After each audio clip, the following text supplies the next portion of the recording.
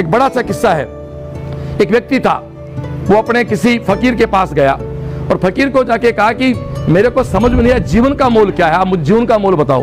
तो फकीर ने कहा जीवन का मोल तो कुछ नहीं है और बहुत कुछ है। ऐसे कैसे होता है? बोलो गेहूं का मोल है, सब्जी का मोल है, दूध का मोल है, मोल बताओ मोल क्या जीवन का? फकीर ने कहा जीवन का कोई मोल नहीं है, इसका मोल तो डिपेंड करता है कि तुम बिकते कैसे हाथों में हो, तुम रहते कैसे हाथों में हो, तुम किसके साथ रहते हो, किसके साथ उठते बैठते हो। और नहीं माना, पक्का चला था, वो नहीं मानता, लड़ लग गया। उस फकीर ने उसको एक नायाब हीरा दिया।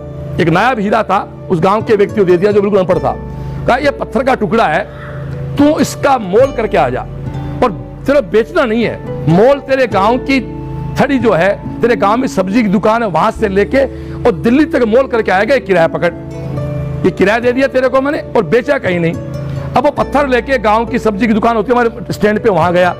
उसने देखा, उसने कहा यार 1 किलो आलू ले ले इसके बदले, पत्थर ठीक है, मेरा छोरा खेल लेगा ना, वापस दे दे। फिर वो गांव के सुनार के पास, सोनी को सुनार बोलते हैं हमारे यहाँ, गांव के सुनार के पास गया। तो सोनी भाई थोड़ा ठीक था, उसको लगा तो साइनिंग वाइनिंग होगी, तो उसने कहा यार इसके बदले मैं तो 1000 रुपये दे दूंगा।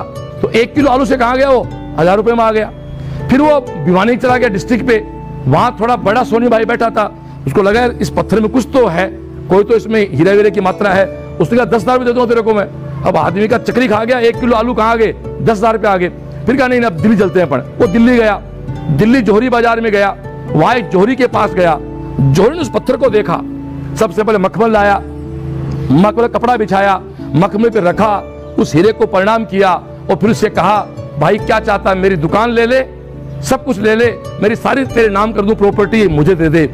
वो आदमी चक्री खा गया, उसका रुक मैं वापस आता हूं। उसने जेब में डाला और वापस फकीर के पास आया। बोले बाबा जी अर्थ क्या है इस बात का? 1 किलो आलू शुरू हुआ था और दिल्ली के कनाट प्लेस का जोरी कह रहा है मेरी दुकान तेरे नाम कर दूंगा, है क्या?